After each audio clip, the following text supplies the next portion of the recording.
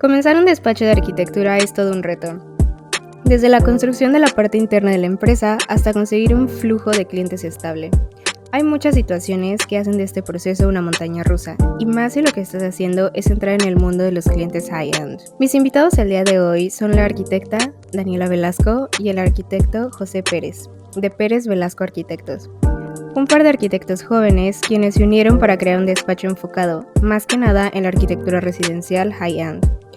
El día de hoy vamos a hablar de cómo es levantar un despacho de arquitectura, las sociedades que no se dieron y de cómo Pérez Velasco se está posicionando en este sector de lujo en México. No se lo pierdan. Bienvenidos, amigos. Gracias. Gracias, un gusto, gracias por la invitación. Oigan, me encantaría saber, sé que ustedes son amigos desde hace mucho tiempo, nos conocemos desde hace mucho tiempo. ¿Nos pueden contar cómo surgió la idea de Pérez Velasco? Pues bueno, recapitulando un poquito, pues Dani y yo estudiamos la carrera juntos. Desde aquí de Toluca, y los dos luego nos fuimos a Querétaro.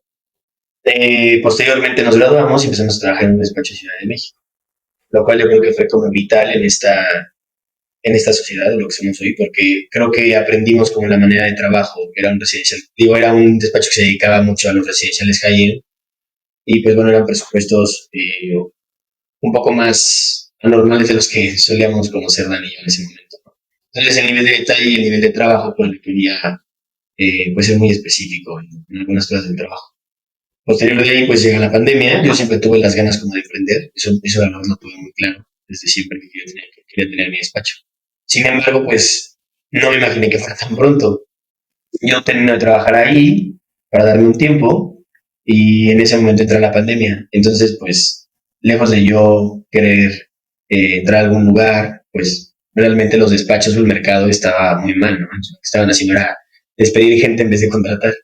Y yo diría que fue una manera muy orgánica, se empezaron a dar algunos proyectos pequeños y en algún momento creo que yo nunca perdí la comunicación con Dani. Dani llevaba siempre, o sea, especializado mucho en la parte de visualización.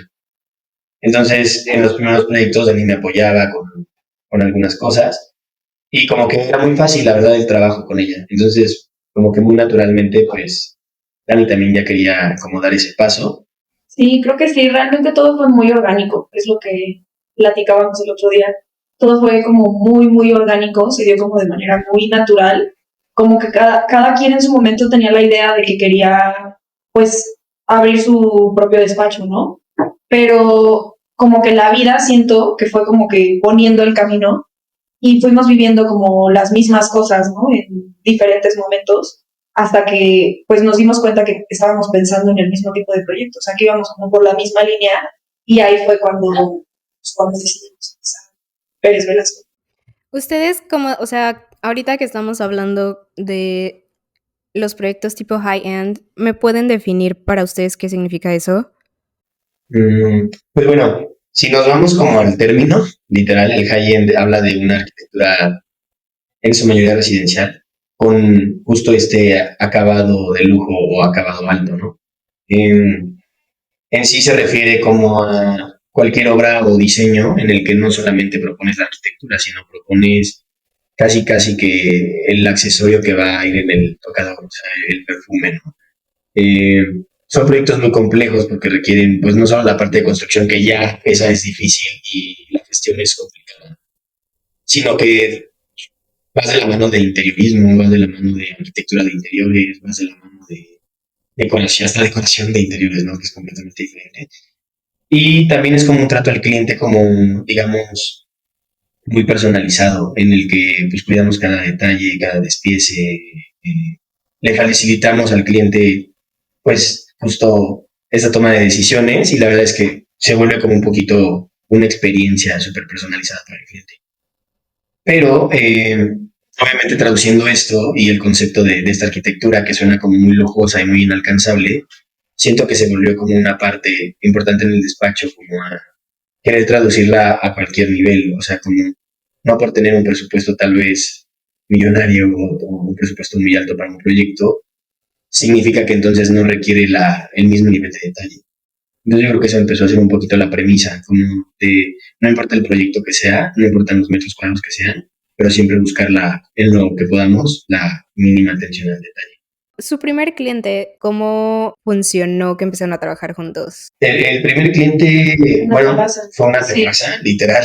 Era plena pandemia y entonces pues yo me empecé a inventar como unas terrazas que obviamente no existían y eran como una terraza tipo, ¿no? Que podría adecuarse a cualquier tipología de vivienda. Y las empecé a subir como en grupos de WhatsApp, en grupos de Facebook. Y literalmente ahí yo empecé a ver como justo el interés de la gente, ¿no? Obviamente al principio, como todos, ¿no? O como la mayoría, que pues no tienes ni idea, regalas un poco tu trabajo, realmente lo que te mueve es pues justo diseñar, ¿no? Y no piensas tanto tal vez en la parte económica. Y así fue, o sea, empecé a regalar como tal vez 3, 4 proyectos, iba a las casas, tomaba medidas, hacía una entrevista, pronto de esos 6 proyectos, pues me echaban los presupuestos y de esos 6 pegaron 2, ¿no? Y así empezó, o sea, creo que yo lo veía de algo como de una manera temporal en lo que acababa pandemia. La verdad es que de ahí pues ya no pude, o sea, más bien el ritmo de trabajo nunca paró, fue constante. Llegó un punto en el que a la tercera terraza tal vez yo ya necesitaba obviamente ayuda y un poquito yo ya veía esta visión, ¿no? Como de necesito a alguien, o sea, como quiero a alguien o una socia o alguien que comparta esto, ¿no? O que vea la arquitectura como yo la veo. Y justo yo creo que desde ahí fue que Dani y yo empezamos como esta sinergia. Dani, quiero hablar un poquito de tu carrera en esta parte de la visualización, porque sé que la visualización es una parte súper importante para presentar tu trabajo, construir portafolio, y no sé si me puedas contar un poquito en qué momento te empezaste a meter tanto en este mundo de la visualización. Mira, la verdad es que siempre tuvo que ver, o sea, a mí los materiales siempre como que es que va muy de la mano, o sea, ya que te metes más al tema te das cuenta. Tiene que ver mucho con la fotografía también, porque te vas dando cuenta, o sea, tienes que ver cómo funcionan los materiales en la vida real para poder llevarlos a lo que es virtual, ¿no? Que es lo que hacen estos programas que replican literalmente la realidad, ¿no? Entonces tienes que saber cómo funciona la realidad para poder usar el programa, ¿no? No es solamente como que picar botones y ya va a salir el render padre. Siento que es una labor de venta y ya actualmente es algo imprescindible. O sea, yo te podría decir que, porque pues es esencial, del amor nace la vista, y ahorita que nos estamos metiendo un poquito más ya al interiorismo, pues nos hemos dado cuenta que qué importante es, ¿no? Gracias a Dios empezamos a tener proyectos como con despachos ya muy bien posicionados. En el despacho que trabajábamos, yo hacía esa parte, ¿no? Entonces era cuidar cada detalle, o sea, desde el mobiliario que ibas a escoger. En la parte de acá hay toda una biblioteca, así es como si tú fueras a comprar, no sé, a alguna tienda y vieras así 14,000 sillones, 14,000 assets, o sea, como para decorar y todo. Y ahí va como convergiendo, o sea, es interiorismo, yo lo diría así, porque no todos los clientes que tuvimos tenían como que bien definido su interiorismo, salvo algunos, ¿no? Que ya tienen un trabajo como más arduo y ya van más allá como nosotros, ¿no? Nuestros clientes más grandes que hemos logrado enganchar han sido mediante este medio. O sea, hemos dicho de que, bueno, nos vamos a rifar literalmente y vamos a hacer así de que solamente vamos a presentar un render y el cliente se enamora y de ahí nos ha permitido como que decir, bueno, sí quiero trabajar con ustedes, ¿no? Oye, ¿y estas bibliotecas, piensas que faltan a lo mejor más marcas nacionales o consideras que sí te es fácil como vender estos proyectos con las bibliotecas que ya existen? Porque siento que son muy internacionales. Pues sí, o sea, sí falta mucho, sobre todo en México. O sea, el mercado creo que está muy enfocado del mobiliario. La mayoría del mobiliario que se vende, porque se venden literalmente, hay gente que se dedica a hacer mobiliario para, pues en 3D, ¿no? Virtual. Son de marcas, pues las marcas conocidas carísimas, ¿no? De que Restoration Hardware, literal Minotti, Dupuy, o sea, marcas muy caras y muy bonitas, la verdad es que muy bonitas, pero nacionalmente yo sí no he visto una marca nacional mexicana que tenga, o sea, tendrán a lo mejor uno o dos, o de repente está la persona que pues lo quiere replicar y lo hace, pero que la marca lo maneje, sino yo creo que sí falta. Me atrevería a decir que a nivel Latinoamérica, porque Europa y bueno, Estados Unidos sí están muy explotados, o sea, sí la mayoría de las mueblerías sí tienen sus catálogos virtuales. Me gustaría pasar al tema de las sociedades, porque siento que es un tema que muchos mexicanos están en contra de, o sea, siento que muchas personas siempre dicen o tienen la mentalidad de lo quiero hacer yo solo porque no confío en nadie y todos conocemos historias negativas acerca de eso. Entonces, siento que ustedes tienen, perdón, estoy un poco enferma, siento que ustedes tienen una historia muy padre con algunas situaciones y no sé si nos quieran contar un poquito acerca de eso. Yo creo que ha sido o fue al principio de una manera como muy empírica el decir, bueno, pues vamos a darle formalidad a esto, ¿no? ¿Cómo se lo damos? Pues hay que armar una sociedad. pero realmente no estábamos viendo temas fiscales, no estábamos viendo temas administrativos, que también son importantes y tienen el mismo peso que en la formalidad de tu negocio. Para esto en algún momento éramos como 3 personas en el proyecto, ¿no? Pero pues justo, o sea, fue como, creo que los 3 en ese momento estábamos en el mismo canal, como de hay que hacer las cosas bien, hay que firmar. Siempre es muy fácil y te gana mucho como la locura de sí, no, pues es, no sé, es una persona que le tengo mucha confianza, es mi amigo, de que eres joven, estás emocionado, piensas que pues la vida no es tan complicada, ¿no? Como suele ser. Pero algo que aconsejaría sería como, antes de hacer una sociedad, como a ver, o sea, como el modelo de negocios que quieres requiere que tengas una sociedad, no solamente por el aspecto de darle formalidad, sino tomar la parte administrativa, la fiscal y tal vez hasta como de inversión, ¿no? Ese es número uno. Y número dos diría como cualquier persona con la que vayas a ser socio, como que regularmente o saber qué tanto quiere esa persona tu proyecto o si comparten la misma tangente en hacia dónde va el proyecto, el mismo objetivo. Porque pues también hay muchas maneras, ¿no? O sea, puedes formar parte de un negocio y no necesitas ser un socio, puedes ser un inversionista. El tema pues es complicado porque pues de repente yo sí diría, o sea, una cosa, por ejemplo, Dani y yo somos amigos, pero en el trabajo somos socios. O sea, como que tenemos esa línea muy clara de cuándo es de amistad y cuándo es de trabajo. Eso también es muy importante porque a veces, pues justo con las primeras personas que quieres tener una sociedad pues, son tus amigos. Y también se puede llegar a ver un poco complicado, ¿no? Literal, yo lo definiría, es como, o sea, es como un matrimonio, literalmente. O sea, no te das cuenta hasta que ya estás ahí en la sociedad. Yo diría que parte del desconocimiento. No tienes idea de todo lo que implica. O sea, no, como que justamente, como dice Pepe, te metes muy emocionado y no piensas en nada, ¿no? O sea, es como, literalmente yo diría como cuando la gente se casa, ¿no? Se casan y todo, ay, sí, muy padre, pero pues no empiezan a pensar en ciertas cosas, ¿no? Que lo económico y que tú tienes tal cosa, qué poderes tiene cada quien. Si no tienes claro como qué facultades y qué responsabilidades tiene cada quien, y si no vas para la misma línea, pues yo creo que ahí es donde empieza el problema, ¿no? O sea, yo creo que es como, tiene que haber también una comunicación en estos temas, que son temas contables, temas legales, que son cosas que raramente vas a platicar con alguien cuando te asocias, ¿no? Porque es como, bueno, y raramente está mal dicho, porque no deberías de ser así. Tal vez no en la primera plática, ¿no? De que, oye, ya nos vamos a asociar y aquí está mi contrato y aquí está lo que yo quiero, no. Pero sí es algo que se debería de platicar. De que, ok, tú estás ok con que, no sé, tú seas el representante legal y tú seas, no sé, la figura en el banco, etcétera, etcétera, qué porcentaje quieres tú. Ah, bueno, no.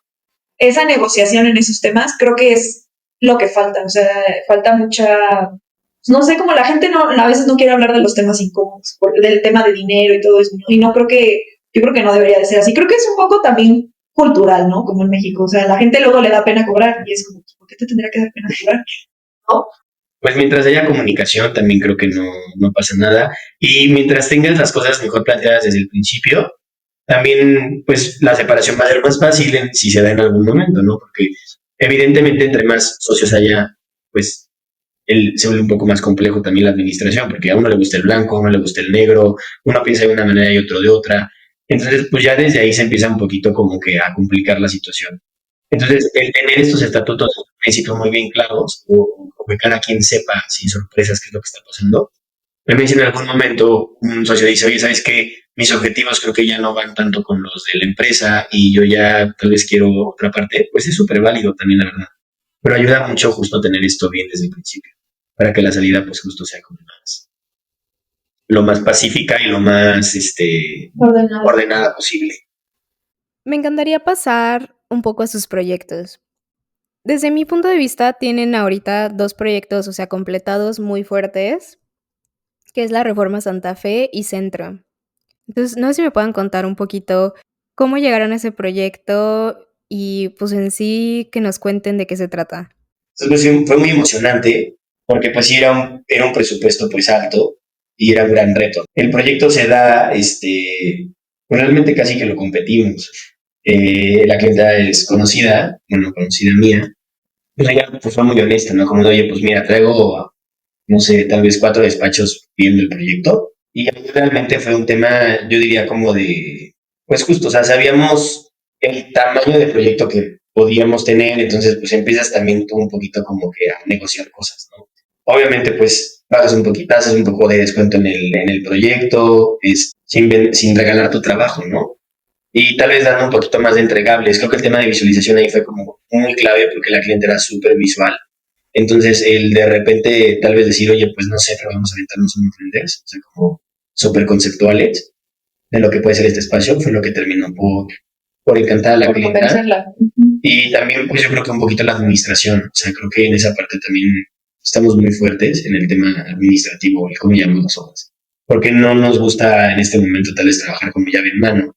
Nosotros la mayoría de los proyectos los trabajamos por administración. Entonces, pues sí, es como tener esta transparencia y confianza con la clienta, ¿no? De decir, oye, pues vas a invertir cierta cantidad de dinero, pues también darle esa seguridad de que lo vas a hacer bien, ¿no? Y el tema súper importante es, por ejemplo, la edad. Pues, o sea, ya cuando son proyectos tal vez como de más cifras, el cliente naturalmente se pregunta como, oye, pues un arquitecto que tiene 28 años y 27 podrán con este proyecto.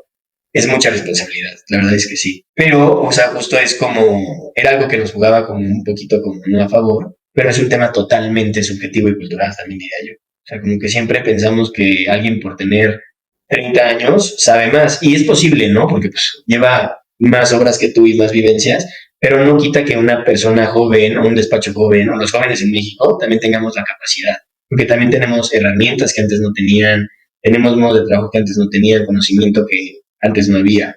Entonces, eso es súper importante, como el poder destacar a pesar de ese tema de la edad, ha sido un reto, pero en este proyecto también nos dio muchísimo como confianza, de decir, órale, sí podemos, claro que podemos, o sea, como, y podemos con esto, y esto, y esto, y esto, y las cosas salen bien. Sí, realmente ese proyecto no fue un parteaguas, como dice Pepe, cambió muchas cosas, ¿no? O sea, también la introspectiva de los procesos, o sea, de verdad de ahí nacieron muchísimos procesos, o bueno, tal vez no nacieron, pero se aplicaron también por la misma magnitud del proyecto, ¿no? O sea, llevar un control de presupuesto de, ya cuando estás hablando de más de 5 millones de pesos, es una locura, ¿no? Y tienes que cuidar hasta cada peso. Y de verdad es impresionante, yo siempre digo, o sea, la gente cree que nada más es ir ahí, que vas y ves que todo vaya bien, no, hay un trabajo todavía detrás. Hay toda una carpeta de cada gasto justificado, desde la cubeta que te gastaste hasta el mármol que fuiste a escoger, ¿no? Y que fuiste a 4, 5, 6 marmolerías a buscar el mejor precio, a buscar hasta también pensar, bueno, es que en esta fecha va a ser buen fin y va a haber ofertas, bueno, pues hay que comprarlo, y cómo también manejar los flujos de dinero, ¿no? Porque en la obra siempre pasa, ¿no? De repente vas como que se necesita mucho flujo y luego ya no tanto, pero luego necesitas otra vez mucho. Y sí, fue un gran reto ese proyecto, pero la verdad es que el resultado quedó increíble. Bueno, muchachos, me encantaría que me contaran, creo que tenemos tiempo para que nos cuenten un poquito de Centro. Centro es un proyecto que no es residencial, pero también me parece que fue un proyecto súper profesional y muy interesante. ¿Nos pueden contar qué es Centro y cómo llegaron a él? Ok, por ejemplo, aquí sí es un tema como súper, también, tal vez no, justo no hablas de un proyecto residencial que el presupuesto es demasiado alto, ¿no? Y de repente hablas de otro proyecto que justo también es muy importante, pero realmente el presupuesto fue casi, no sé, me atrevo a decir el 10% de lo que fue el otro. Pero justo me encanta esta comparación porque también creo que fue un proyecto donde tuvimos mucha libertad. Entonces, el poder tener libertad en la arquitectura es algo muy complejo. O sea, en la escuela a ti nos educan como arquitectos y está muy bien, ¿no? Como de, claro, proponer estos volúmenes interesantes y esta arquitectura como más introspectiva y que se vea bonito en las fotos. Y casi casi que tú sales de ahí creyéndote un Peter Zumthor o un Zaha Hadid y dices como, perfecto, voy a hacer mis curros, voy a hacer mis locuras. Y realmente es que, y más en México, es muy complicado llegar ahí. Y los que han llegado ahí yo creo que han sido porque o tienen buenos contactos o de verdad le han macheteado muchísimo o se han sido muy fieles desde el principio para poder llegar a proponer este tipo de proyectos como más atrevidos, ¿no? Sí, ellos mismos han financiado. O ellos mismos han financiado y está perfecto, ¿no? En nuestro caso no fue así, porque pues no venimos de una situación en la que tal vez tengo al tío millonario o al etcétera, o alguien que me patrocine. Y también, pues nuestra carrera es relativamente muy corta, o sea, la verdad es que llevar 3 años en un despacho es muy poco. Entonces, llegar con este cliente y que eran jóvenes, eran unos socios, y que ellos nos dieran como la libertad de poder hacer lo que quisiéramos en un espacio comercial, porque Centro es un espacio como un fitness boutique, más o menos, en el que tienen como la parte de cycling, tienen la parte funcional. Entonces fue súper divertido después de mucho tiempo no tener tantas como creencias sobre lo que debería ser la arquitectura, ¿no? Porque pues tal vez un cliente más grande dice como, oye, no, a mí me encanta el rosa o este tipo de materiales. Entonces, sí se vuelve un poco condicionante, ¿no? Y como estás en una etapa en la que estás como creciendo, pues no tampoco puedes como Sí, decir yo voy a hacer así cambiar esto. muchísimo la idea. Sí. O cuesta mucho, mucho trabajo, ¿no? Entonces aquí fue como un tema de total libertad en tanto del concepto como de iluminación y materiales, que también nos dio la confianza, ¿no? De decir, oye, claro que podemos hacer proyectos como muy interesantes, ¿no? Y que vayan más como de la mano de un concepto.